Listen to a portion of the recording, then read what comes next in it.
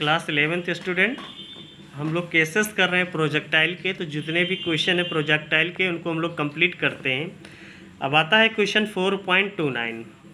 A bullet fired at angle of 30 degree with the horizontal hits the ground 3 kilometre away by adjusting its angle of projection can one hope to hit a target 5 kilometre away, assume the nozzle speed to be fired and neglect air resistance. तो ये question आपको दिख गया होगा, 4.29 है, exercise में ही इसको solve करते हैं।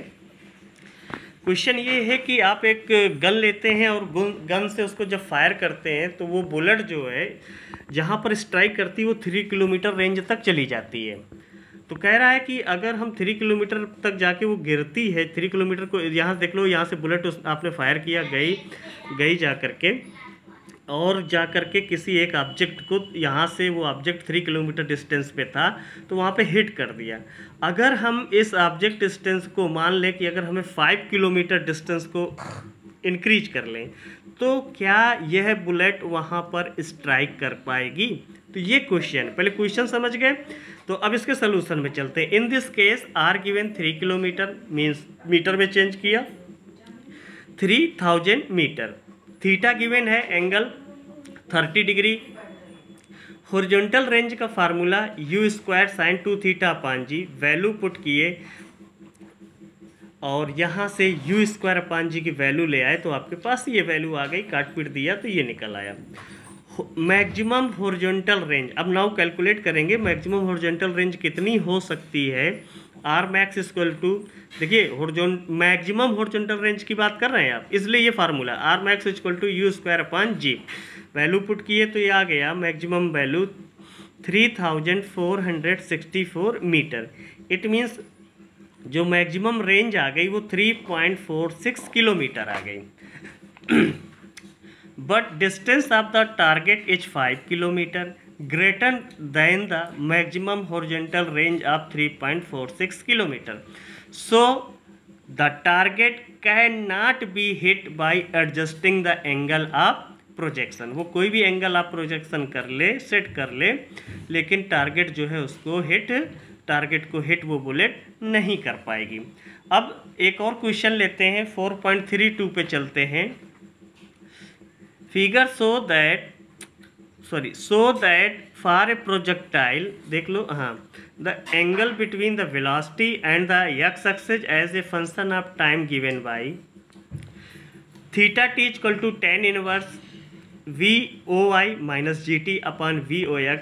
B पार्ट में कह रहा है शो करिए, so that the projection angle theta naught for a projectile launched from the origin is given by theta naught is equal to tan inverse 4h upon r where the symbol have their usual meaning। तो ये question आपकी book में है, book में आप देख लेंगे। हम इसके सोल्यूशन पे चलते हैं। Suppose the projectile is throne with A velocity v not at angle theta not with the x axis. Okay, यहाँ से आपने कोई पार्टिकल लिया और v नॉट की वेलोसिटी से इसको थ्रो किया और थीटा नॉट एंगल पे। कंपोनेंट इसका जो है x एक्सिस का कंपोनेंट VOX और y एक्सिस पे कंपोनेंट VOY। फिर हम किसी पॉइंट P पे देखते हैं तो एंगल थीटा नॉट से चेंज होकर के थीटा हो जाता है और x एक्सिस पे कंपोनेंट इसका VX इस वेलोसिटी वेक्टर का और VY। Let VOX and VOY be the component of velocity v nought along x and y direction respectively. At any time t, suppose the particle is at point P, its velocity v has component vx and vy along the x and y direction। तो ये बताया किसी भी time पे ये particle जो है यहाँ था, यहाँ से किसी टाइम पार्टिकल यहाँ पे पहुँच जाता है, उसकी वेलोसिटी v नॉट से v हो जाती है और हॉरिजॉन्टल और वर्टिकल कंपोनेंट ये निकल के आते हैं। आगे vx is equal to vox, horizontal component remains unchange, vy is equal to voy minus gt। ये आपको समझ गए होंगे क्योंकि ये वर्टिकल डायरेक्शन में जा रहा है तो वर्टिकल डायरेक्शन के लिए कॉन्सेप्ट लग गया। If the velocity v makes angle theta with the x axis then tan theta is equal to, इसमें अगर tan थीटा यूज करते तो vy अपान vx यूज करते तो vy अपान vx। आगे vy कंपोनेंट आपने निकाल रखा है voy माइनस gt vox, तो थीटा इक्वल टू यहाँ से चेंज किया तो tan inverse V Y minus G T upon V O X. ये फर्स्ट पार्ट का आंसर हो गया जो कि आपकी बुक में पूछा गया था। बी में है maximum height attained by the projectile, formula H का एच यूज किया है मीन्स मैक्सिमम हाइट, तो V not square sine square theta not upon 2g। Horizontal range of the projectile का फार्मूला आर का V not square sine 2 theta upon G, value put किए V not square into sine 2 theta को आप replace कर सकते हैं 2 sine theta into cos theta upon जी। ये math का कॉन्सेप्ट है, मैथमेटिक्स प्रॉब्लम है, इसको आपको ये फार्मूले लर्न होने चाहिए, क्लास 10th में स्टडी किया होगा।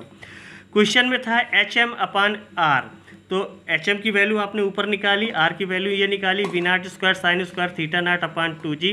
आर की वैल्यू अपान में जाएगी, जब अपान में जाएगी तो वैल्यू पलट जाएगी, तो आ जाएगा g upon V not square into 2 sine theta nought into cos theta, g से g कैंसिल, इस 2 से 2 मल्टीप्लाई हो गया 4 आ गया, वी नॉट स्क्वायर से वी नॉट स्क्वायर कैंसिल, एक साइन थीटा से साइन थीटा कम कर दिया तो आ जाएगा sine theta not upon cos theta naught. आगे तो H M upon R equal to tan theta naught, अब देखो sine theta upon cos theta क्या हो गया, टेन थीटा नाट हो गया अपॉन आर, तो tan theta naught equal to 4 H M upon R, तो theta naught equal to tan inverse 4 H M upon are.